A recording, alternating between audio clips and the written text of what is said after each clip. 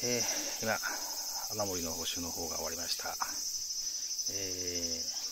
板金のトイの取り合いのシーリングを1回撤去して、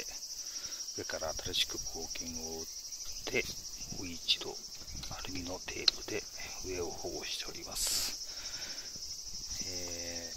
板金の上は夏場がとてもなく高温になるので、熱による劣化を防ぐために、テープで補強いたします。